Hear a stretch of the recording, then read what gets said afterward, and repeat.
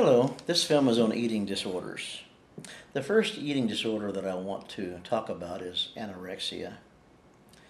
Anorexia can actually be a solution to a problem instead of the problem. Now let me make sense of that. If you watch the film on addictions, this was explained there, because anorexia is a form of an addiction.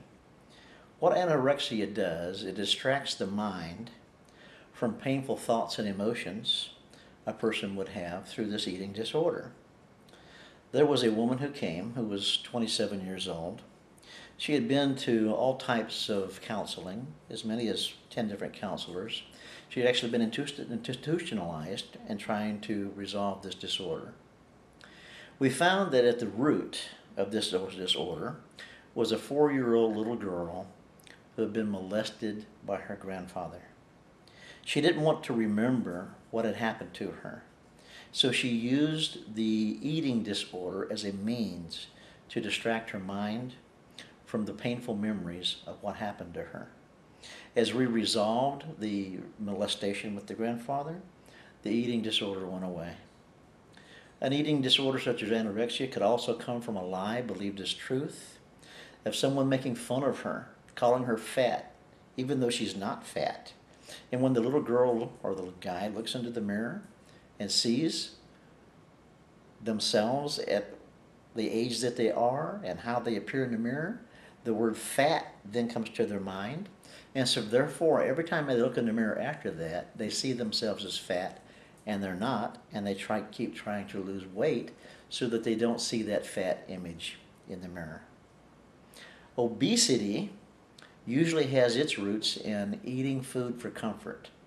There's unresolved issues in that person's mind. You notice I keep talking about the mind because that's really the control center of all of this. The Bible says a man or a woman is as they think. And so if we're having painful thoughts, we don't want to distract the mind from those painful thoughts by doing a behavior such as eating. And so we will, every time these painful thoughts begin to surface about marriage or from the past or an ongoing situation, this person goes and distracts their mind by eating. Just thinking about going to the kitchen to get something to eat distracts the mind. And as they're eating, they find comfort in the food that they're eating. Women who have been molested often are obese in their adult life. The child believes that if they become unattractive by becoming overweight or obese, then the chances of being molested are greatly decreased, which they are.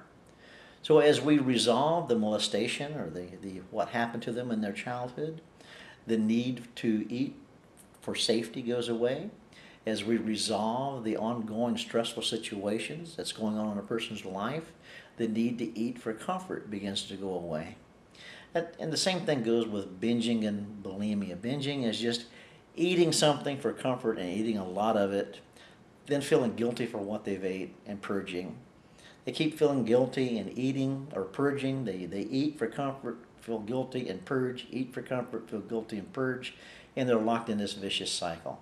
So we need to resolve those ongoing issues in their mind that cause them to feel guilty and to purge, and why they're turning to food for comfort.